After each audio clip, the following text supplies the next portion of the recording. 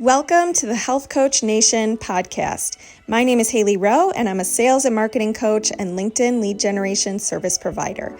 I work with health, life, and mindset coaches and online service-based business owners to help them get more sales, shift their time to the client-generating activities instead of just the busy work, and overcome that social media overwhelm.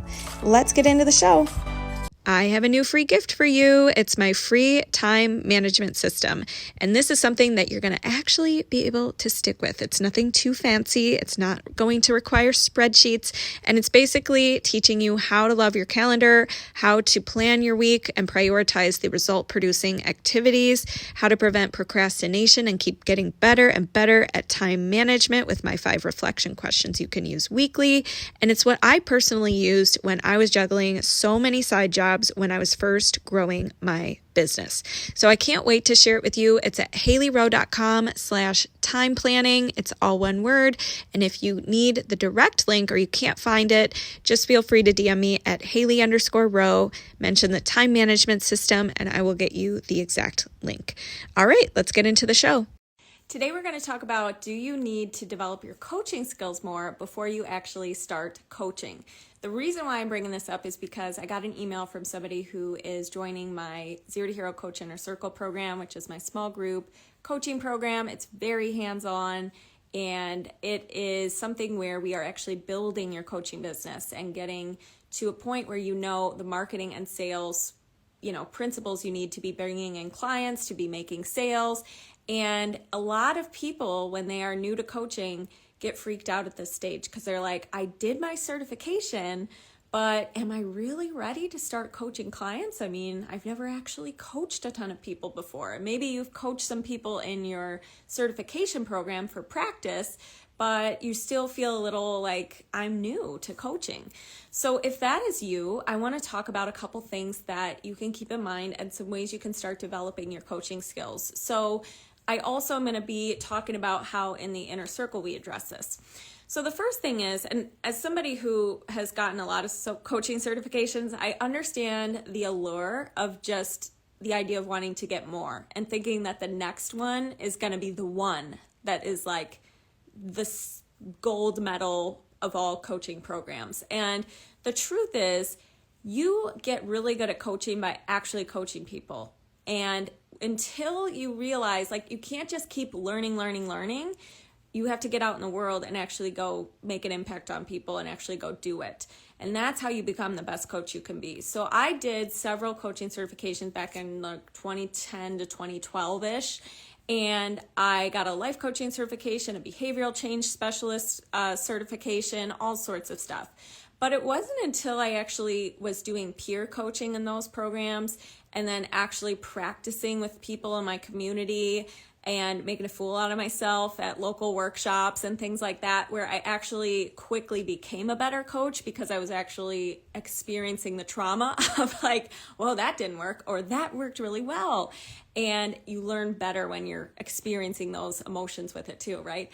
So anyways, I did that for a while. And then I coached actually in college too. I was doing coaching at my school's gym and was also coaching on the side. And then naturally, when I worked for startups, I was coaching in that job because I was managing people, and a lot of those skill sets came in handy. And then in 2017, when I started my business, it was all coaching all the time. And so as somebody who's done a lot of coaching, I can tell you, none of my certifications, I'm glad I have certifications, and I recommend having at least one so that you know the general gist of what a coach is and isn't and does and doesn't. And I'm actually getting another coaching certification in April this year, starting a new one. And I haven't done that in years, but I'm doing it because I want to brush up. I, have the capacity to do that. And so it's something I want to do. And so, but it's been years since I've done my next coaching certification. So I'm not somebody who recommends coach certification hopping. If you think that's the magic bullet that's going to get you rolling, it is not. I can tell you that. And what I really want to stress is when people come into the inner circle, there's a couple ways we help them get better as a coach.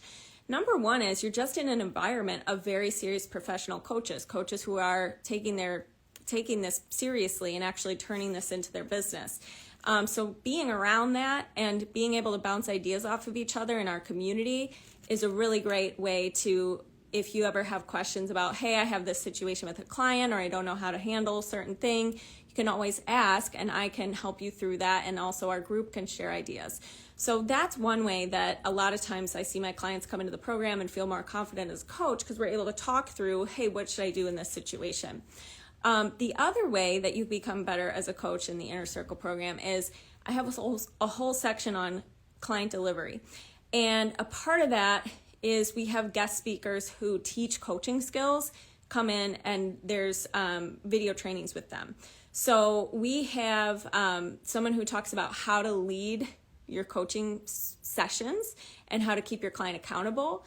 We have somebody on how to bring intuition into your business and holding space. We have somebody on how to coach through actually common objections. So that's more of a sales side of things, but he teaches it in a way that actually allows you to coach on your discovery calls instead of just regurgitate like a sales script.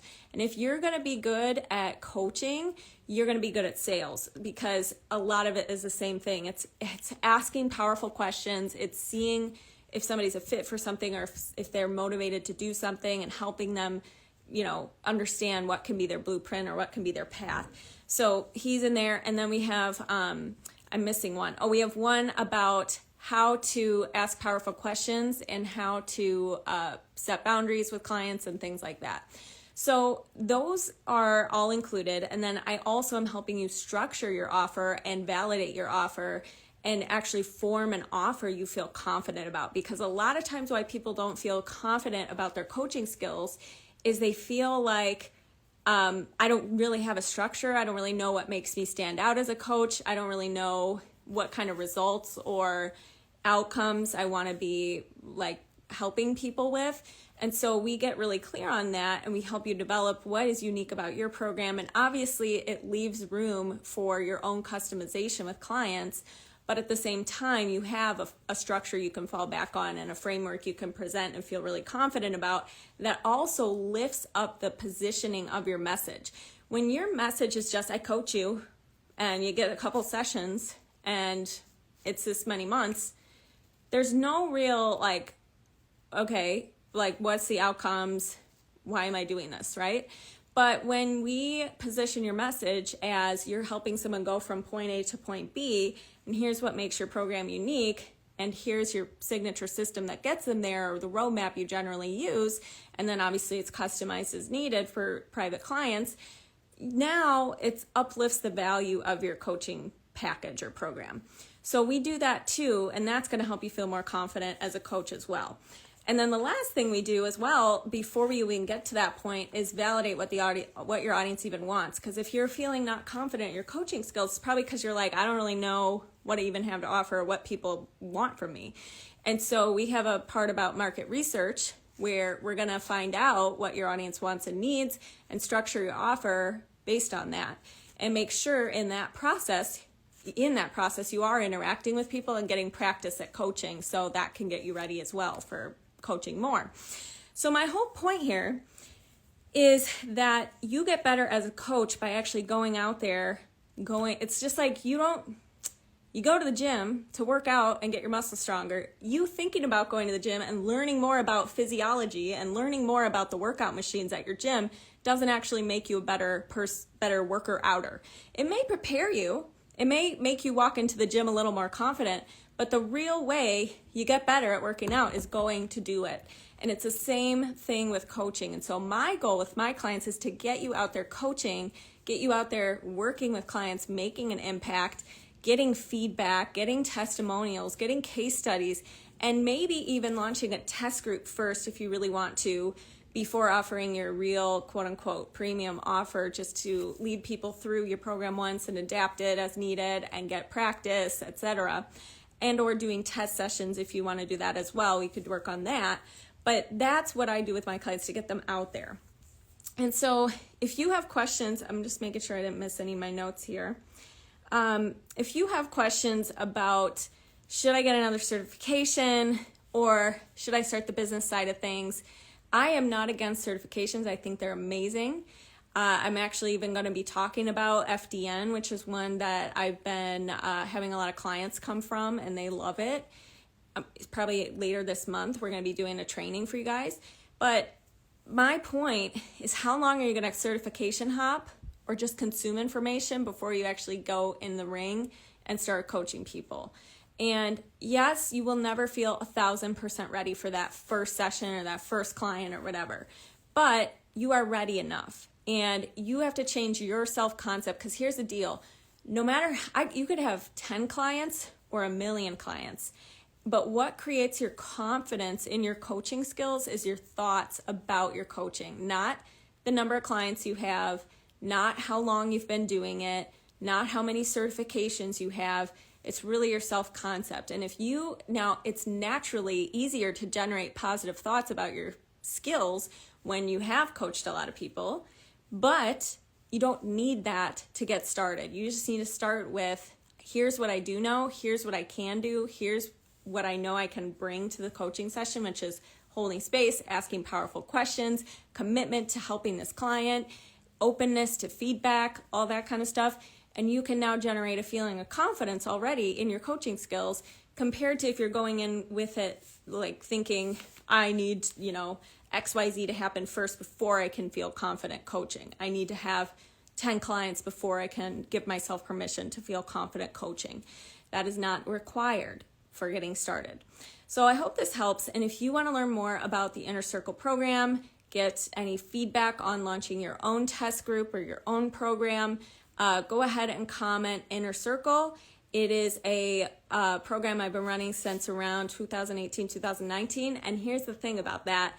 I ran a test group for my very first group program, and I'm going to be sharing more with you throughout probably in the next week, just things I learned from that, because that was a super powerful experience, and it did build up my coaching skills a lot. And I learned a lot about, what not to do and what to do and how to be a powerful coach and all that kind of stuff. So I'll be sharing more about that too. But if you want to start your own, and if you want to get out there and actually turn your certification into a real coaching business and be a professional coach, comment Inner Circle and we could talk more about the program.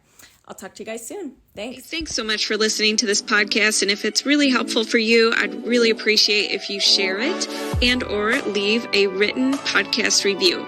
This tells the podcast sites that our show is useful, and it will be promoted to more people that way. Thanks again.